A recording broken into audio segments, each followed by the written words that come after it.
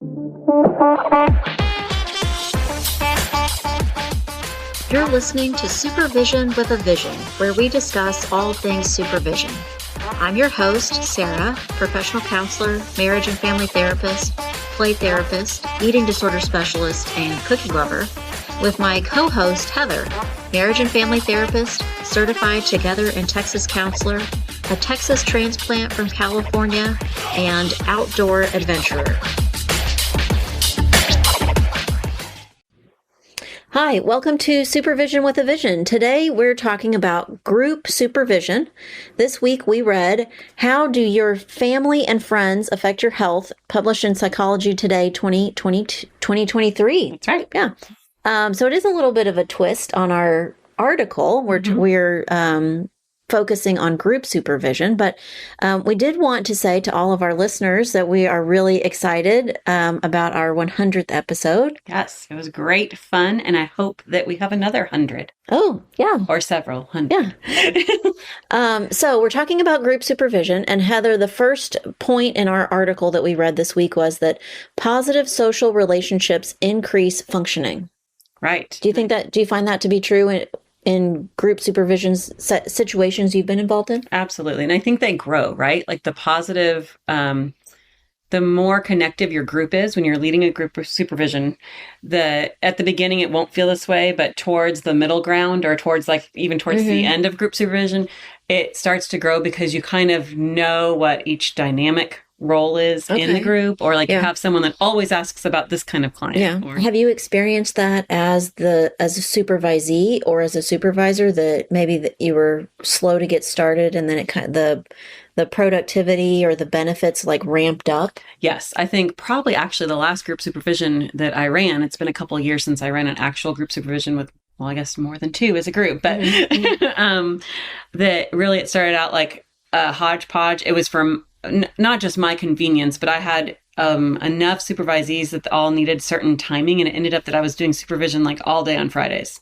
Oh. And it was just a lot. It was a lot to fit that in, but they all were at different stages. And at the beginning, it was kind of awkward. No one knew each other. The only thing we had in common was me. There wasn't a lot of other connective stuff. But after we got on a roll, and actually one of the things I did at the very beginning is we all had lunch together. Oh, that's nice. Just to kind of break, who are these people that we're talking to? But that was kind of a way to start. And then it kind of grew, starting to rely on each other. They could call each other, not just me, for input. I hadn't thought of it in the same way until you were describing that. But my cohort in my doctoral program, I felt was a lot like that. Oh, yeah. That makes sense. Yeah. That we started out strangers, and actually the going to lunch made me think the very first day we met each other, the school coordinated that we would have a nice dinner with our faculty. Nice. It was really nice. And we did kind of all meet and go. You know what it makes me think of too? What was the beginning part of MTV, The Real World? Something like When Strangers Meet. Yeah. And whatever the little catchphrase was for the show. But we all met, and we were being polite or careful or kind of uncertain. And then in the course of time that we worked together, which, as a group, we worked together for 2 or 3 years. Right.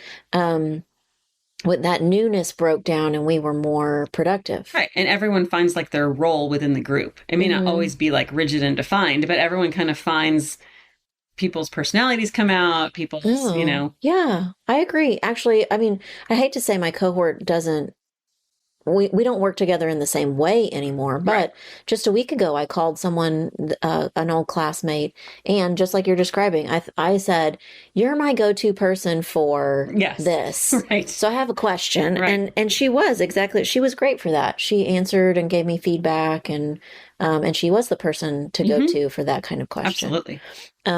So I feel what about, I think, that process is not always easy. No. To get to the point where you have this great social relationships that increase your functioning. Right. It can be rocky. Right. And there's pitfalls along the way too. I was asked by my supervisor when I was a supervisee to join a group that he was leading.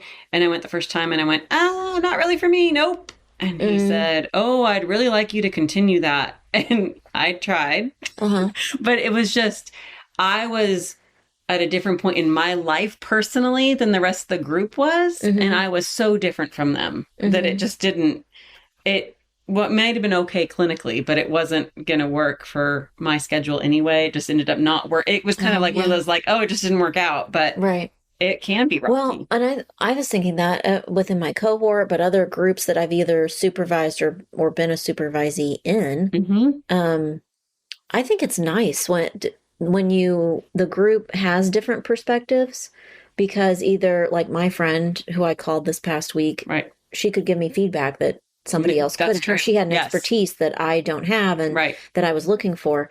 But also, one of the very first groups that I was in as a supervisee, I actually was nearing the end of my hours in school, and the site that I was at got a new student, and she joined the group with me, you know. So I was almost done with that part. And she was just starting out, and it was helpful to me to hear her questions and think, oh yeah.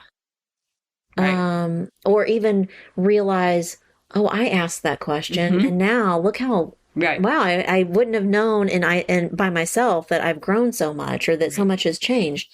So I think sometimes it's helpful to me, or the benefit of a group situation, that you get to hear different perspectives, or someone else has a different expertise than you would have thought of before. Well, and in comparison with the article, it really does lead back to like families and friends, that you keep people around you for those reasons. I think colleagues, especially in mental health, we have our people we reach out to that we know this person knows about this really well, or this person will tell me exactly how it is, like without feeling like they have to sugarcoat it or be nice, or you know. I don't know if I've talked about it in the podcast before. Have I talked about the developing counselor or the developing clinician? I can't remember. I don't think you have talked about it on podcast, but you've talked to me about it before. It is a textbook, so not worth going out. Not a fun read. And now now it's probably a pretty dated textbook actually also.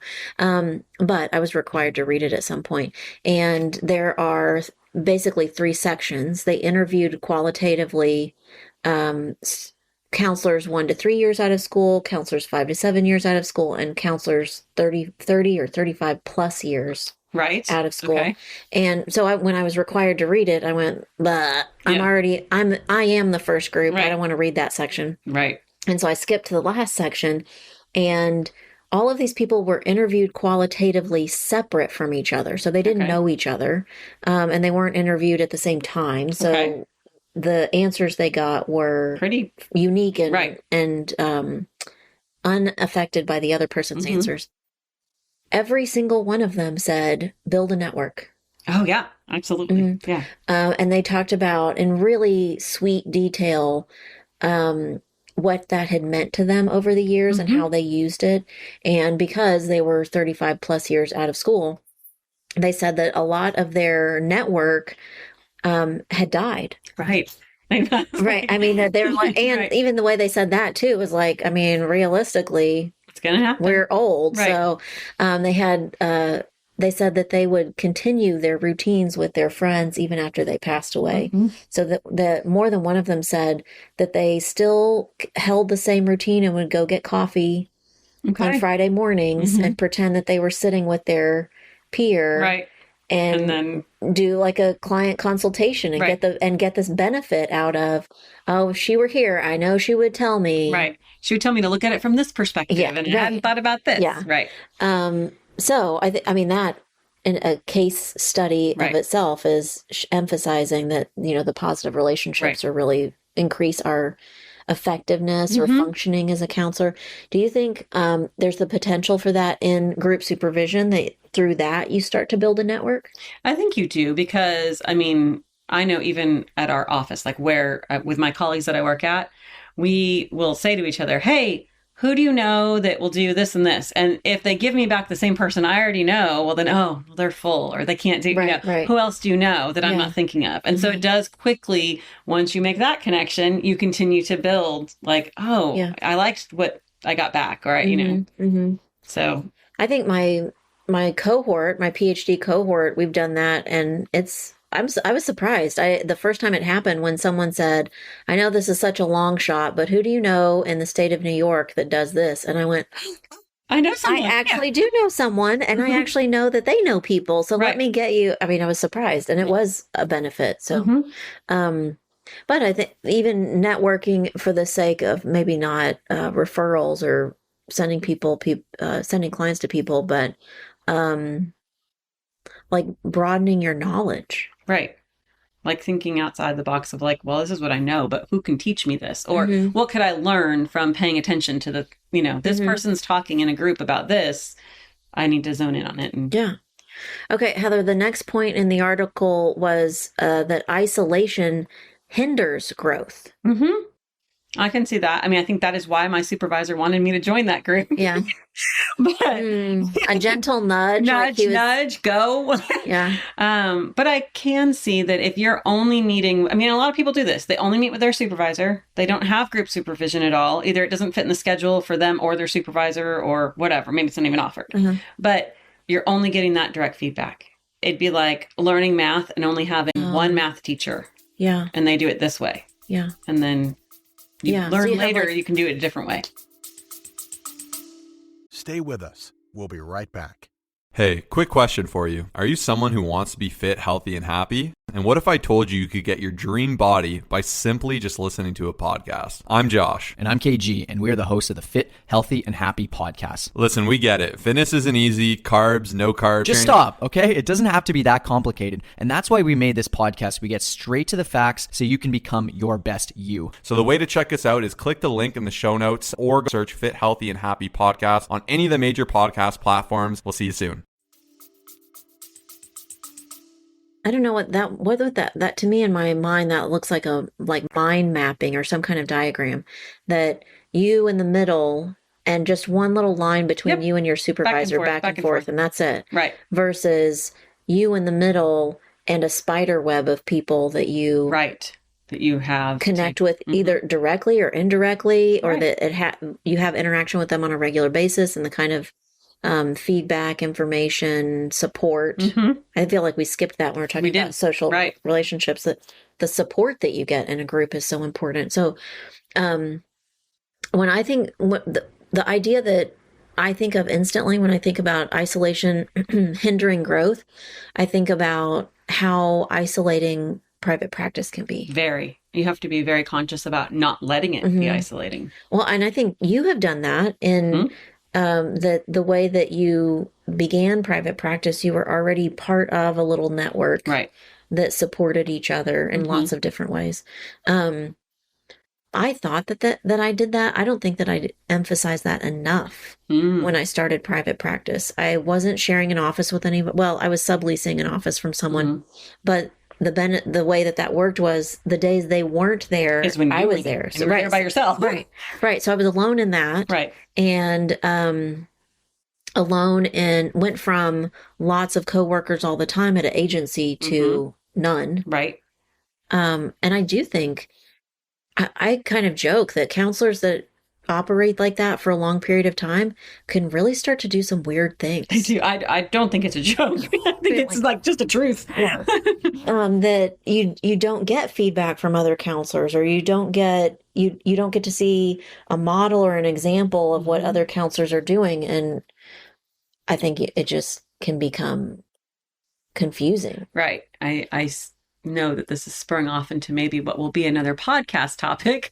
But one of the things that I think when you're in that set, like, it's so easy for you to be like, this is a marriage session, and in marriage session, I do this, and I then do this, and not get any feedback. So I like that, because also, actually, I was thinking the opposite, that in isolation, the weird stuff that you start to do is way, way outside the box, or really not reasonable. I'm saying it could get stale. Yes, I think so too, that you're kind of mailing it in, and this is how I always do it, and you don't get new creative ideas. I actually went to a networking event last night. Someone hosted a dinner for eating disorder professionals, and someone was talking about starting online EMDR training.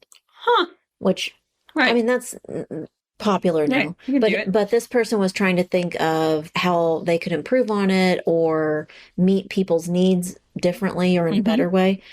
And they said, so I was thinking, usually it's like the basic training is a whole weekend long thing. Right. And so usually online it's like 40 or 50 people for a whole weekend, and you're live, and and this person thought, well, that's overwhelming and you don't really get to have personal connection. It's actually so big that you're isolated because it's such a big group. And so their idea was to have just like 4 or 5. Oh. And I went, well, that's cool. But also, what if one of the 5 is so annoying? Yeah, then it's so apparent. And then you're really stuck in this really small group interacting with this, Right. And when I said that, they went, that is so true. So even just that little exchange that they went home and went, I'm going to keep thinking about that. What's the right balance? What's the number? It's got to be more than 5. Why? Yeah. So yeah, I think that it can go one of, many ways, but it could become way too loose and outside the box and maybe not careful. Yes. Or the opposite extreme, way too inside the box, way too careful, way too inflexible, or like you said, you use the word creative. Right. Like you start to lose the creativity that you might gain from insight. Yeah. Being around other people. Right. And that could just be even being around people just as you're eating your lunch or as you're just in the building with somebody else. Yeah. Just the casual talk you would have doesn't have to be super clinical. Right. I mean, I think even, so now I am in a private practice situation where there are people around me.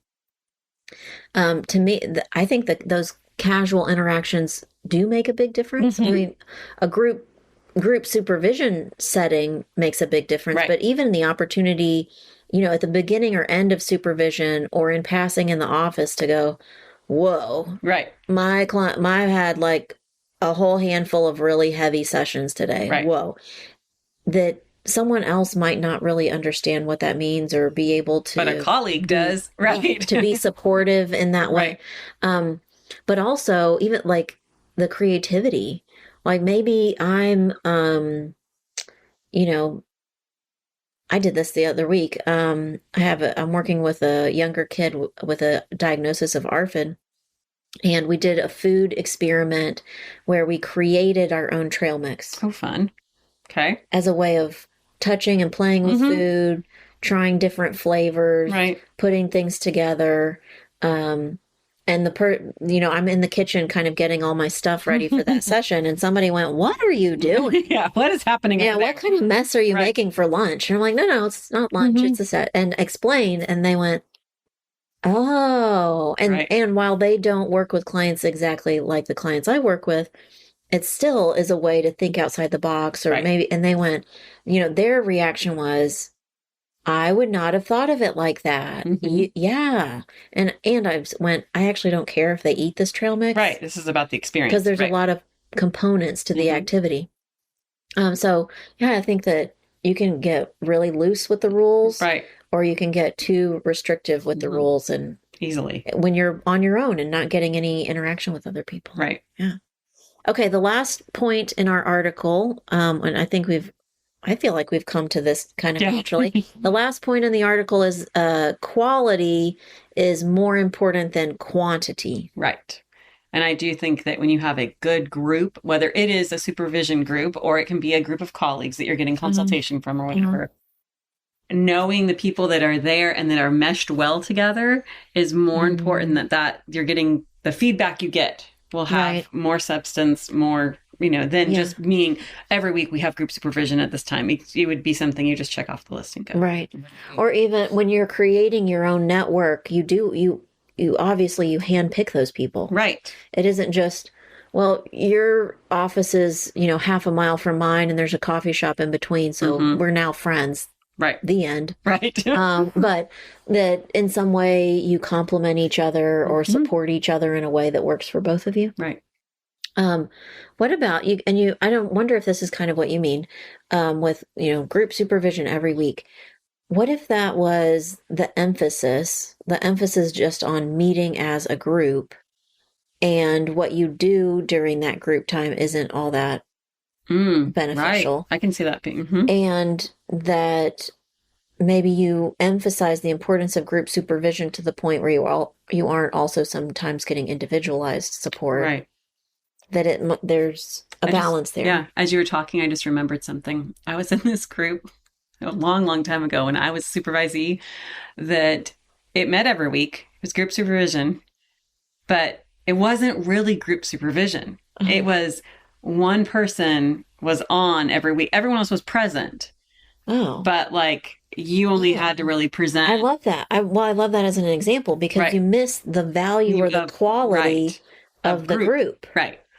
And I hated it. Yeah. Apparently I don't like group supervision. I mean, I love doing it, but I didn't like it when I was a supervisor. Yeah. Maybe I just had bad experiences. Yeah. I'm thinking when I am a group supervisor, when I'm the leader of the group, I feel like I'm trying to corral a little bit the group. Yes. So that the whole time isn't spent just being social and chatty. Because then I think we miss some of the value. Not all of it. There's room for some of that. Right. That you catch up or go, hey, how are you? Or it's been a while or that kind of stuff. But if the whole time is unstructured and chatty like that, then you end up missing the quality that could happen. Right. One of my early group supervisions that I led, we ended up meeting for an hour and 15 minutes so that we had a block of time to get over the, how are you? What did you guys do? Did you try this new restaurant? Did you do this? And then be like, okay, guys, it's time to start and give that time. Yeah. So there is, there's a balance, right? There's a balance between the number of people, the amount of time you spend, how often you meet, so that you hit the sweet spot and you get the most value out of group supervision versus doing it like going through the motion. Right. Just like showing up when you're supposed to. You're not on this week, so you don't have to talk. Could we, those are the points in our article. I wonder if we could, both you and I talk or give some specifics on a group supervision idea that we'd love to try. Oh, yeah. Or something that we're doing right now that we really like as a part of group supervision.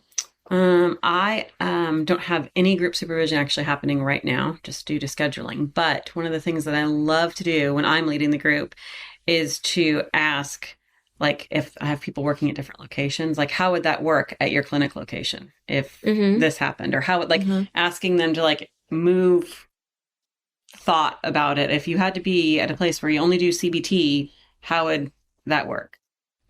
Just because it gets the person that isn't their client they're talking about, it's the other person. It forces them to think from a different perspective. Right. Yeah.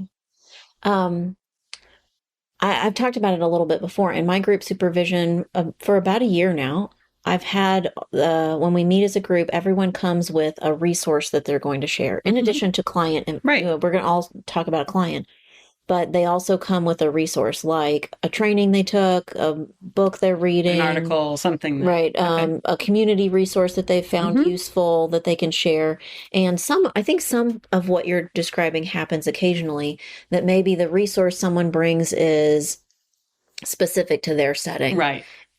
Or specific to the population that they work with a lot and still applicable to everybody. Maybe for example, someone said, I found this great community clinic that will see people with no insurance or Medicaid, and it's, the wait list is not long. Right. And they said, that's super helpful to me because I have clients who are uninsured. Right. And then they share it, and there's enough other people in the group that go, I don't know if I'd use that all the time, but I'm writing that down. That's going to be helpful. Good information. Yeah. Right. The thing that I think I'd like to try out, and this might take the right group, so I might have to wait a while.